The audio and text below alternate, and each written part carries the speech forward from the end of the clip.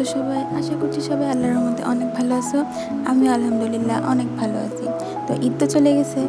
ঈদ আমরা প্রতিবারই আমাদের গ্রামের বাড়িতে মানে দাদুর বাড়িতে ঈদ করতে যাই, কারণ সেখানে সবাই আসে আর সবার সাথে ঈদ করতে তো আলাদা একটা মজা, তাই না? দেখতেই পাচ্ছ কতটা মেঘলা হয়ে আছে আর অনেক সুন্দর একটা ওয়েদার ছিল, সুন্দর ছিল।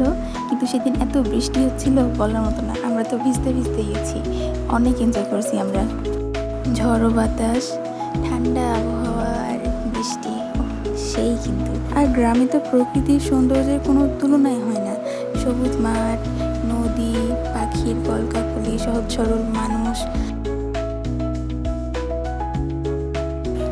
আর বৃষ্টি হলে তো আমাকে ভিডিও নিতেই হবে, তাই জন্য একটা ভিডিও নিয়ে নিয়েছিলাম। দেখছো মানে পুরা ভিজে গেছি। আমি তো এদিকে বসেছিলাম, আমি পুরাটাই ভিজে গেছিলাম। আর অনেক ভালো লাগছিল, কারণ বৃষ্টিতে ভিজতে কার না ভালো লাগে।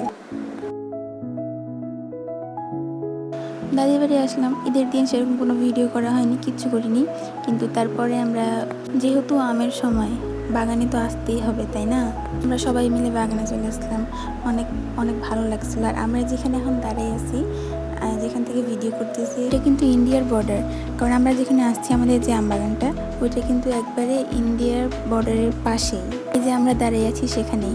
আর এখানে ভিডিও করার মানেটা হলো এই যে, মানে তখন যে গেছিলাম, এত যে ভালো লাগতেছিল, মানে বলার মতো না। ছবি তোলার মতো একটা মুহূর্ত ছিল। হ্যাঁ, অনেক রোদ ছিল, অনেক গরম ছিল, কিন্তু বাগান তো অতটাই মনে হয় নাই। আর দেখতে তো পাচ্ছ কতটা ভালো লাগছে, কতটা সুন্দর ফাঁকা মাঠ। আর এই যে সবাই অনেক এনজয় করতেছিল, বাবা ছবি তুলে দিচ্ছিল।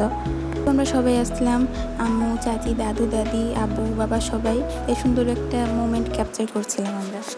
তবে একসাথে থাকলে তো মজা হবে। কিন্তু ঈদের দিন ফুপি আসে নাই, ফুপি আসছে ঈদের পরের দিন, তাই জন্য ফুপিকেও মিস করছিলাম। আরও অনেক কিছুই মিস করে গেছি, যেমন গাছে উঠে আম পাড়া, তারপরে আরও অনেক কিছু। কারণ আমার ফোন হ্যাং হয়ে গেছিলো। তোমাদের কোনটা আম খেতে বেশি ভালো লাগে, পাকা আম না কাঁচা আম? কমেন্টে জানাও। আর আমার ছোট্ট এই সুন্দর সুন্দর মুহূর্তগুলো শেয়ার করলাম। প্লিজ একটা লাইক দিয়ে দিও। আজকের মতো এখানেই, আল্লাহ হাফেজ।